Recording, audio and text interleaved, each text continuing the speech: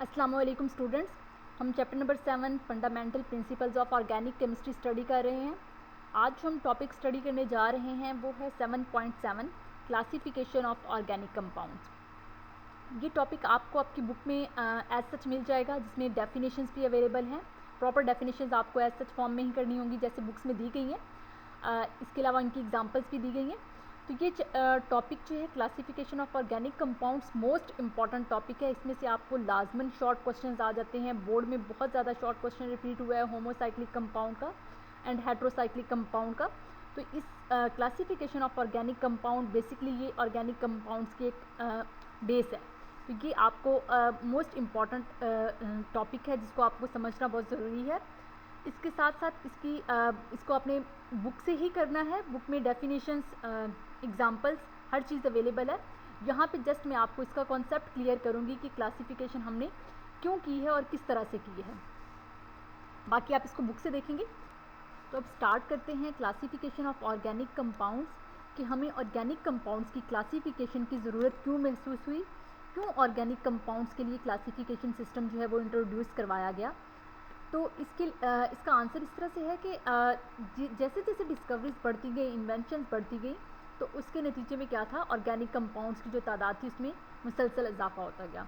जैसे जैसे number of organic compounds increase करते गए तो उनकी कंपाउंड्स की स्टडी जो है वो मुश्किल होती गई। तो number of millions of organic compounds जब डिस्कवर हुए तो प्रैक्टिकली ये पॉसिबल नहीं रहा कि हर इंडिविजुअल ऑर्गेनिक कंपाउंड को स्टडी किया जाए। तो साइंटिस्ट ने क्या डिसाइड किया कि एक ऐसा क्लासिफिकेशन सिस्टम इंट्रोड्यूस करवा दिया जाए जिसमें हर ऑर्गेनिक कंपाउंड की एक क्लास बना दी जाए और उस क्लास को स्टडी कर लिया जाए, जिसके नतीजे में इंडिविजुअल ऑर्गेनिक कंपाउंड को स्टडी करने की बजाय उस क्लास को स्टडी कर लिया जाए और इस तरह से उनकी तमाम प्रॉपर्टीज़ जो हैं वो डिस्कस हो जाएं। तो आसानी के लिए, to facilitate their study, organic compounds के लिए क्लासिफिकेशन सिस्टम जो है वो इंट्रोड्यूस करवाया गया कि इतने ज़्यादा number of millions of organic compounds को इंडिविजुअली स्टडी करना इम्पॉसिबल हो गया था। तो उनकी स्टडी को आसान बनाने के लिए उनकी क्लासेस बना दी गई और हर क्लास की प्रॉपर्टीज़ को स्टडी कर लिया जाए तो हर इंडिविजुअल कंपाउंड ऑटोमेटिकली जो है वो उसके अंदर फॉल करेगा, तो वो उसकी जो स्टडी है वो पॉसिबल हो जाएगी। तो स्टडी को आसान बनाने के लिए ऑर्गेनिक कंपाउंड्स के लिए क्लासिफिकेशन सिस्टम जो है वो इंट्रोड्यूस करवाया गया कि इसके अकॉर्डिंग ऑर्गेनिक कंपाउंड्स को ग्रुप्स और सब ग्रुप्स में डिवाइड कर दिया गया और एक क्लास को स्टडी करने से, उसकी तमाम प्रॉपर्टीज़ को स्टडी करने से वो ऑर्गेनिक कंपाउंड जो है वो स्टडी उनकी हो जाती है। तो अब फर्स्ट हम देखते हैं कि ऑर्गेनिक कंपाउंड्स को किस तरह से क्लासीफाई किया गया। तो ऑर्गेनिक कंपाउंड्स को बेसिकली दो क्लासेस में डिवाइड किया गया। फर्स्ट थे open chain compounds. Open chain compounds का ही दूसरा नाम एलिफेटिक या एसाइक्लिक कंपाउंड्स है। अब ओपन चेन नाम से ही क्लियर है कि इसमें सिर्फ चेन्स बनती हैं, कोई साइक्लिक फॉर्मेशन नहीं होती, कोई क्लोज्ड स्ट्रक्चर नहीं बनता, कोई रिंग्स नहीं बनती। एसाइक्लिक होते हैं। A means no, cyclic mean cyclic formation, क्योंकि ऐसे कंपाउंड्स होते हैं जिनमें कोई साइक्लिक फॉर्मेशन नहीं होती, कोई रिंग स्ट्रक्चर नहीं बनता, कोई क्लोज चेन्स नहीं बनती। स्ट्रेट चेन्स या ब्रांच चेन्स हो सकती हैं, मीन्स इसमें चेन्स बनती हैं, क्लोज्ड स्ट्रक्चर नहीं बनता। तो ऐसे कंपाउंड्स को ओपन चेन कंपाउंड्स या एलिफेटिक कंपाउंड्स या एसाइक्लिक कंपाउंड्स कहा जाता है। सेकंड इसकी जो क्लास थी उसको हम क्लोज्ड चेन कंपाउंड्स कहते हैं। ऐसे तमाम कंपाउंड्स जिनमें एंड टू एंड उनके सिरे मिल रहे होते हैं या रिंग्स फॉर्मेशन हो रही होती हैं या साइक्लिक फॉर्मेशन हो रही होती, तो उन तमाम कंपाउंड्स को क्लोज चेन कंपाउंड्स के अंदर रखा गया कि वो तमाम कंपाउंड्स जिनमें साइक्लिक फॉर्मेशन हो रही है या रिंग फॉर्मेशन हो रही है उनको एक क्लास में रख दिया गया और वो तमाम कंपाउंड्स जिनमें साइक्लिक स्ट्रक्चर या रिंग स्ट्रक्चर नहीं बनता उनको एक क्लास में रख लिया। अब ये ऑर्गेनिक कंपाउंड्स की मेन डिवीजन थी कि उनको दो ग्रुप्स में डिवाइड किया गया। एक ओपन चेन कंपाउंड्स जिनको हम एलिफेटिक या एसाइक्लिक भी कहते हैं और दूसरे क्लोज चेन कंपाउंड्स जिनको हम रिंग्स कंपाउंड या साइक्लिक कंपाउंड्स भी कहते हैं। अब इन ग्रुप्स को फर्दर सब ग्रुप्स में डिवाइड किया गया। तो अगर हम ओपन चेन कंपाउंड्स की बात करें तो ओपन चेन कंपाउंड्स को फर्दर दो सब ग्रुप्स में डिवाइड किया गया। एक इसमें आते हैं स्ट्रेट चेन कंपाउंड्स और एक इसमें आते हैं ब्रांच चेन कंपाउंड्स। अब स्ट्रेट चेन कंपाउंड्स क्या हैं? ऐसे तमाम कंपाउंड्स जिनमें सिंपल चेन्स बन रही हैं, कोई ब्रांच वगैरह कोई अटैच नहीं है। कार्बन एटम्स जो हैं वो कनेक्टेड इन सीरीज़, एक सीरीज अरेंजमेंट है कि एक कार्बन दूसरे कार्बन से, दूसरा तीसरे से, तीसरा चौथे से, and so on. Carbon atoms are attached in series form. These compounds are called straight chain compounds. अब ब्रांच चेन की अगर हम बात करें तो ब्रांच चेन क्या है? ये ऐसे कंपाउंड्स हैं जिनमें कार्बन एटम्स जो होते हैं वो चेन की साइड से भी आके अटैच हो जाते हैं। तो इन तमाम कंपाउंड्स को ब्रांच चेन का नाम दिया गया कि वो तमाम कंपाउंड जिनमें carbon atom in series form attach हैं वो स्ट्रेट चेन है, और वो तमाम कंपाउंड्स जिनमें कार्बन एटम सीरीज में आके साइड से भी अटैच हो जाते हैं, कोई साइड भी ग्रुप आके अटैच होता है, तो उसको हम ब्रांच चेन कंपाउंड्स में रखते हैं। इसके बाद हम आ जाते हैं क्लोज चेन कंपाउंड्स। तो क्लोज चेन को भी फर्दर 2 सब ग्रुप्स में डिवाइड किया गया। एक इसमें आते हैं होमोसाइक्लिक कंपाउंड्स जिनका दूसरा नाम कार्बोसाइक्लिक कंपाउंड्स है, और दूसरे इसमें आते हैं हेट्रोसाइक्लिक कंपाउंड्स। अब यहाँ भी नाम से क्लियर है, homo mean same, cyclic mean cyclic formation. तो वो तमाम कंपाउंड्स जिनमें जो साइकिल बन रहा था उसमें सेम कार्बन एटम्स है, तो उनको हम होमोसाइक्लिक कंपाउंड्स में रखते हैं। और वो तमाम कंपाउंड्स जिनमें कार्बन एटम्स के अलावा hetero mean different, cyclic mean cycle, तो ऐसे तमाम कंपाउंड्स जिनमें साइकिल के अंदर साइक्लिक फॉर्मेशन में कार्बन एटम के अलावा कोई एक या एक से ज़्यादा दूसरे एटम्स भी मौजूद हों, तो उनको हेट्रोसाइक्लिक कंपाउंड में रखा गया। अब इन होमोसाइक्लिक एंड हेट्रोसाइक्लिक की फर्दर सब डिवीजन की गई। होमोसाइक्लिक की अगर हम फर्दर बात करें तो इसको फर्दर 2 तरह से डिवाइड किया गया। फर्स्ट आते हैं एलिसाइक्लिक कंपाउंड्स, और सेकंड इसमें आते हैं एरोमेटिक कंपाउंड्स। अब इनको हम नेक्स्ट देखेंगे। इसी तरह से हेट्रोसाइक्लिक की अगर हम बात करें तो हेट्रोसाइक्लिक को भी 2 तरह से क्लासीफाई किया गया। एक इसमें आते हैं सैचुरेटेड और दूसरे इसमें आते हैं अनसैचुरेटेड कंपाउंड्स। अगर हम अनसैचुरेटेड कंपाउंड्स, सैचुरेटेड अनसैचुरेटेड का आपको ऑलरेडी आइडिया होगा कि सैचुरेटेड कंपाउंड्स ऐसे तमाम कंपाउंड्स होते हैं जिनमें कार्बन एटम सिंगली बॉन्डेड होते हैं, और वो तमाम कंपाउंड्स जिनमें कार्बन एटम के दरमियान 2 या 3 बॉन्ड्स होते हैं, मतलब डबल या ट्रिपल बॉन्ड आ जाए कार्बन एटम्स के दरमियान में, तो डबल या ट्रिपल बॉन्ड की प्रेजेंस अनसैचुरेशन को शो करती है। ये कंपाउंड्स अनसैचुरेटेड कहलाते हैं। अब अनसैचुरेटेड कंपाउंड्स को फर्दर 2 तरह से सब डिवाइड किया गया। एक इसमें आते हैं एरोमेटिक कंपाउंड्स और दूसरे इसमें आते हैं नॉन एरोमेटिक कंपाउंड्स। तो ये हमने ऑर्गेनिक कंपाउंड्स की क्लासिफिकेशन का एक ओवरव्यू देखा। अब हम 1 बाय 1 इन ऑर्गेनिक कंपाउंड्स की डिटेल डिस्कशन को देखेंगे। हमने ऑर्गेनिक कंपाउंड्स को मेनली दो ग्रुप्स में डिवाइड करते हैं। एक ओपन चेन कंपाउंड्स आते हैं और दूसरे क्लोज चेन कंपाउंड्स आते हैं। तो फर्स्ट हम ओपन चेन कंपाउंड्स की फर्दर सब डिवीजन को देखते हैं। ओपन चेन कंपाउंड्स को हम एसाइक्लिक कंपाउंड्स या एलिफेटिक कंपाउंड्स भी कहते हैं। अब ओपन चेन कंपाउंड्स ऐसे तमाम कंपाउंड्स हैं जिनमें कोई रिंग स्ट्रक्चर नहीं बनता, कोई साइक्लिक स्ट्रक्चर नहीं बनता, कोई साइक्लिक फॉर्मेशन, रिंग फॉर्मेशन नहीं होती। ऐसे तमाम कंपाउंड्स को हम एसाइक्लिक कंपाउंड्स या एलिफेटिक कंपाउंड्स भी कहते हैं। तो ओपन चेन कंपाउंड्स को अगर हम फर्दर इनको सब ग्रुप्स में डिवाइड करें तो इनको 2 तरह से डिवाइड किया जाता है। एक इसमें आते हैं स्ट्रेट चेन कंपाउंड्स और एक इसमें आते हैं ब्रांच चेन कंपाउंड्स।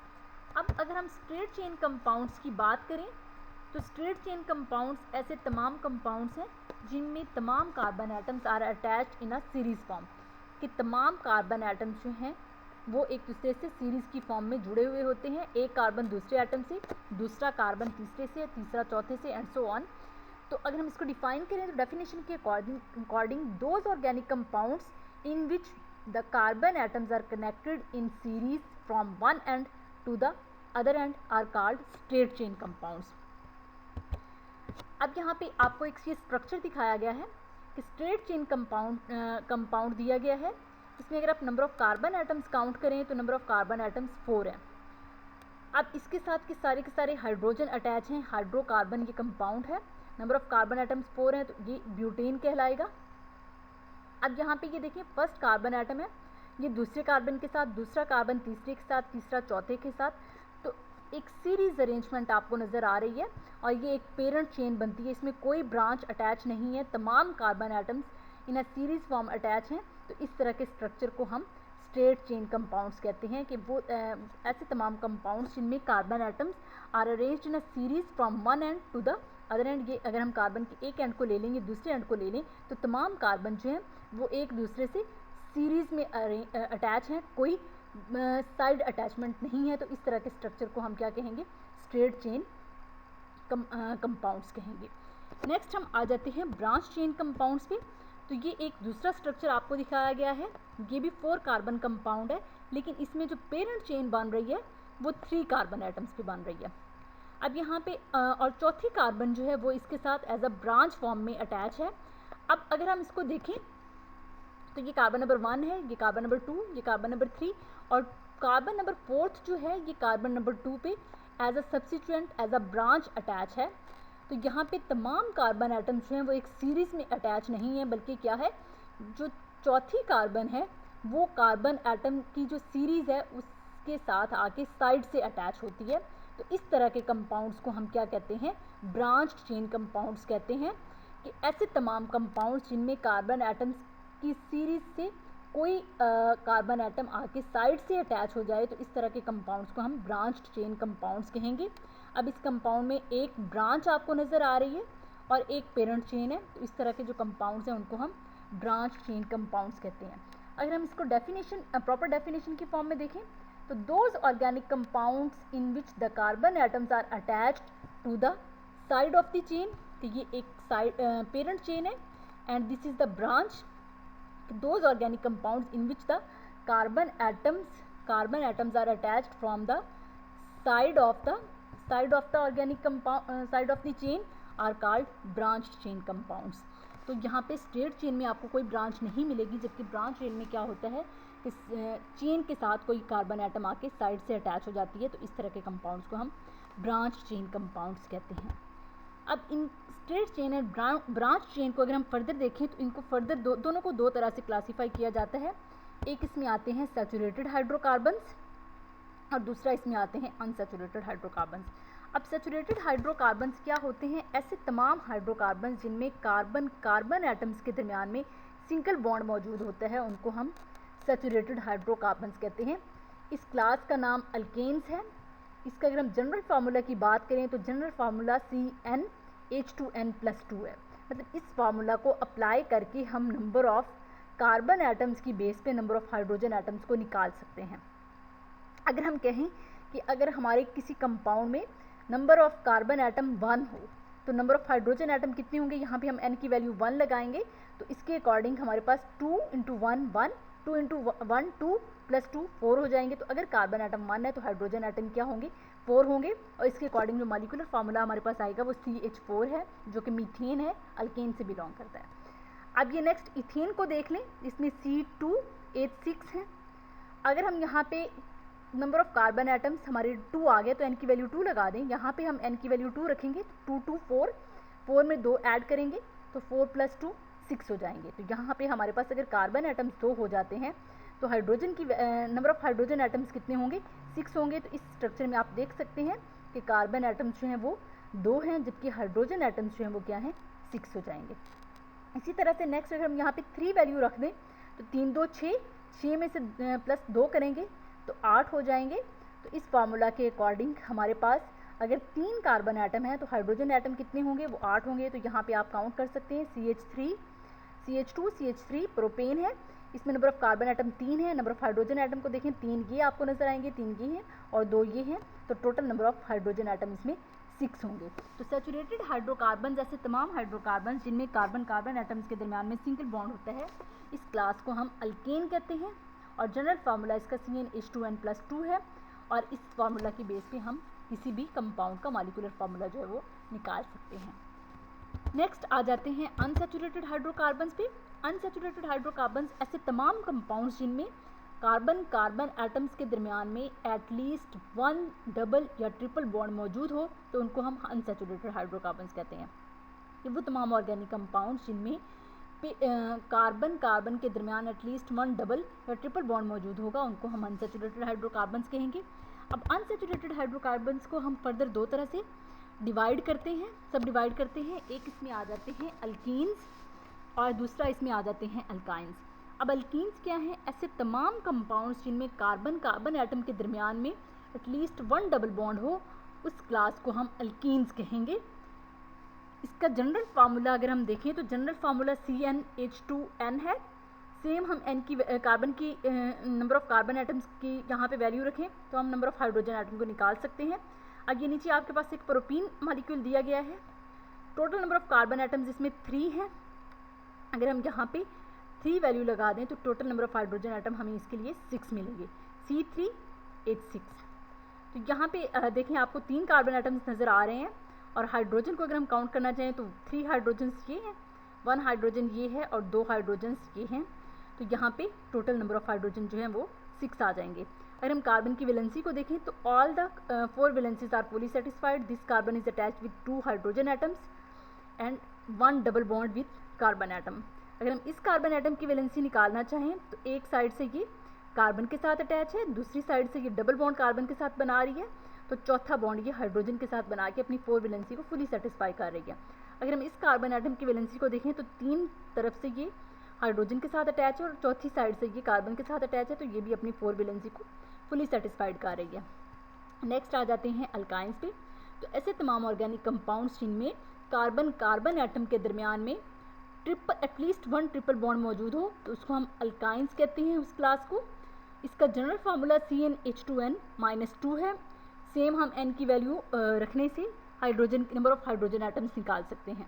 अब यहाँ पे अगर हम n की वैल्यू 3 रखते हैं तो 3 2 6, 6 में से 2 निकाल दें तो हमारे पास total number of hydrogen atom 4 आएंगे। अब नीचे आपको नज़र आ रहा है CH3 CH triple bond C CH3, total number of carbon atom कितने इसमें 3 आ रहे हैं और हाइड्रोजन को निकालना चाहें तो 3 और 1 4, तो वही। नेक्स्ट आ जाते हैं साइक्लिक और क्लोज चेन कंपाउंड्स। अब क्लोज चेन कंपाउंड्स क्या होते हैं? ऐसे तमाम कंपाउंड्स जिनमें साइक्लिक स्ट्रक्चर या रिंग स्ट्रक्चर्स बनते हैं जिनमें carbon atoms are attached from the ends are called cyclic compounds, close chain compounds और द रिंग कंपाउंड्स। अगर हम इसकी डेफिनेशन करें तो डेफिनेशन के according those compounds which contain close chains और rings of atoms are known as या are called as close chain compounds, cyclic compounds और द रिंग कंपाउंड्स। अगर हम इसकी फर्दर क्लासिफिकेशन देखें तो इसको भी फर्दर 2 तरह से क्लासीफाई किया गया है। एक आते हैं होमोसाइक्लिक कंपाउंड्स और दूसरे आते हैं हेट्रोसाइक्लिक कंपाउंड्स। अब होमोसाइक्लिक कंपाउंड्स का दूसरा नाम ही कार्बोसाइक्लिक कंपाउंड्स है। जैसा कि नेम से क्लियर हो रहा है, homo mean same, cyclic mean cyclic structure. तो होमोसाइक्लिक कंपाउंड्स ऐसे कंपाउंड्स हैं जिनमें जो साइक्लिक फॉर्मेशन हो रही है उसमें सेम कार्बन एटम्स मौजूद होंगे। तो ऐसे तमाम कंपाउंड्स जिनमें एक साइकिल के अंदर साइक्लिक फॉर्मेशन के अंदर सेम एटम्स मौजूद हों, सेम कार्बन एटम्स मौजूद हों, उनको हम होमोसाइक्लिक कंपाउंड्स कहते हैं। और heterocyclic compounds, hetero means different, cyclic mean cyclic formation. तो हेट्रोसाइक्लिक कंपाउंड्स ऐसे तमाम कंपाउंड्स हैं जिनमें जो साइक्लिक फॉर्मेशन हो रही है उसमें मोर देन वन और मोर देन वन एटम में बी चेंज्ड। तो होमोसाइक्लिक कंपाउंड्स की अगर हम क्लासिफिकेशन को देखें तो होमोसाइक्लिक को फर्दर 2 तरह से क्लासीफाई किया गया है। एक इसमें आते हैं एलिसाइक्लिक कंपाउंड्स और सेकंड इसमें आते हैं एरोमेटिक कंपाउंड्स। अब एलिसाइक्लिक कंपाउंड्स क्या हैं? ये ऐसे तमाम कंपाउंड्स हैं जिनमें कार्बन एटम्स कंसिस्ट होते हैं मोर देन 3 4 5 और same number of atoms in a cyclic formation will be present. Alicyclic compounds को अगर हम देखें तो ये 2 तरह से इनको फर्दर सब डिवाइड किया गया है। ये सैचुरेटेड भी हो सकते हैं और अनसैचुरेटेड भी हो सकते हैं। सेकंड इसमें आते हैं एरोमेटिक कंपाउंड्स। तो एरोमेटिक कंपाउंड्स ऐसे तमाम कंपाउंड्स होते हैं जिनमें एटलीस्ट 1 बेंजीन रिंग मौजूद हो, उन कंपाउंड्स को हम एरोमेटिक कंपाउंड्स कहते हैं। अगर हम इसको डिफाइन करें तो ऐसे these carbocyclic compounds which contain at least 1 benzene ring, 6 carbon atoms with alternate 3 double and single bonds are called aromatic compounds. अब एरोमेटिक कंपाउंड्स की अगर हम फर्दर क्लासिफिकेशन करें तो ये मोनोबेंजीन भी हो सकते हैं, मीन्स ऐसे कंपाउंड्स जिनमें ओनली वन बेंजीन मौजूद हो वो भी इसमें आ सकते हैं, और ऐसे कंपाउंड्स जिनमें more than one benzene ring हो यानी कि पॉलीबेंजीन, वो भी कंपाउंड इसमें आ सकते हैं। नेक्स्ट आ जाते हैं हेट्रोसाइक्लिक कंपाउंड्स पे। तो हेट्रोसाइक्लिक को भी दो तरह से क्लासीफाई किया गया है, एक इसमें सैचुरेटेड आते हैं और एक इसमें अनसैचुरेटेड आते हैं। अनसैचुरेटेड की अगर हम फर्दर क्लासिफिकेशन देखें तो इसमें हमारे पास एरोमेटिक मीन्स इनमें बेंजीन रिंग मौजूद हो, या नॉन एरोमेटिक जिनमें बेंजीन रिंग मौजूद ना हो, वो आ जाएगी। अब होमोसाइक्लिक कंपाउंड्स को फर्दर क्लासिफिकेशन को देखते हैं। तो होमोसाइक्लिक कंपाउंड्स क्या है? ऐसे तमाम कंपाउंड्स जिनमें same kind of atoms present होते हैं रिंग के अंदर या साइक्लिक फॉर्म के अंदर, सेम काइंड ऑफ एटम्स मौजूद होंगे तो उनको हम होमोसाइक्लिक कंपाउंड्स या कार्बोसाइक्लिक कंपाउंड्स कहते हैं। अगर हम होमोसाइक्लिक को डिफाइन करें तो these are the compounds in which ring और cyclic structure consist of only carbon atoms are called homocyclic और कार्बोसाइक्लिक कंपाउंड्स। अब होमोसाइक्लिक कंपाउंड्स को और कार्बोसाइक्लिक कंपाउंड्स को दो तरह से क्लासिफाई किया गया है। इनमें एक एलिसाइक्लिक कंपाउंड्स आ जाते हैं और दूसरे इसमें एरोमेटिक कंपाउंड्स आ जाते हैं। एलिसाइक्लिक कंपाउंड्स क्या हैं? These are the compounds in which ring consist of only 3 और मोर कार्बन एटम्स। अगर आपके पास 3 से कम कार्बन एटम्स हैं तो उस केस में रिंग फॉर्मेशन नहीं होगी, एटलीस्ट हमारे पास 3 कार्बन एटम हो तो ही रिंग फॉर्मेशन जो है वो पॉसिबल होती है। तो इसीलिए हम कहते हैं कि homocyclic compounds are those compounds in which a ring consist of 3 or more carbon atoms and resembling aliphatic hydrocarbons compounds are called alicyclic compounds। अब alicyclic compounds जो हैं ये saturated भी हो सकते हैं और unsaturated भी हो सकते हैं। अगर हम इसकी एग्जांपल देखें तो यहाँ पे हमारे पास सैचुरेटेड साइक्लिक हाइड्रोकार्बन्स की एग्जांपल दी गई है। साइक्लोप्रोपेन है, ये 3 कार्बन कंपाउंड है, आपको हर कॉर्नर एक कार्बन एटम को रिप्रेजेंट करता नजर आएगा। साइक्लोप्रोपेन में देखें आपको 3 कॉर्नर नज़र आ रहे हैं, इसका मतलब ये कि हर कॉर्नर पे एक कार्बन एटम मौजूद है। हर साइक्लिक और रिंग स्ट्रक्चर के अंदर हर कॉर्नर एक CH2 ग्रुप को रिप्रेजेंट कर रहा है। अब साइक्लोब्यूटेन में आपको 4 कॉर्नर नज़र आ रहे हैं तो हर कॉर्नर पे CH2 ग्रुप जो है वो मौजूद होगा। साइक्लोपेंटेन में आपको 5 कॉर्नर नज़र आ रहे हैं तो हर कॉर्नर पे CH2 ग्रुप मौजूद होगा। साइक्लोहेक्सेन में आपको 6 कॉर्नर नज़र आ रहे हैं तो हर कॉर्नर पे CH2 ग्रुप जो है वो मौजूद होगा। तो इनमें इन सैचुरेटेड साइक्लिक हाइड्रोकार्बन्स के अंदर आपको कोई रिंग स्ट्रक्चर कोई आपको डबल या ट्रिपल बॉन्ड नज़र नहीं आ रहा, जबकि अनसैचुरेटेड की अगर हम बात करें तो ये साइक्लोप्रोपीन, अगर इसमें एक डबल बॉन्ड आ जाए तो ये साइक्लोप्रोपीन हो जाएगी। अगर ये इसमें एक और ब्यूटेन के अंदर डबल बॉन्ड आ जाए तो साइक्लोब्यूटीन है, साइक्लोसिन, साइक्लोपेंटीन, साइक्लोहेक्सीन। तो these are the unsaturated cyclic hydrocarbons. अब हम नेक्स्ट आ जाते हैं एरोमेटिक हाइड्रोकार्बन्स या एरोमेटिक कंपाउंड्स। तो एरोमेटिक कंपाउंड्स ऐसे कंपाउंड्स होते हैं जिनमें एटलीस्ट 1 बेंजीन रिंग मौजूद होती है।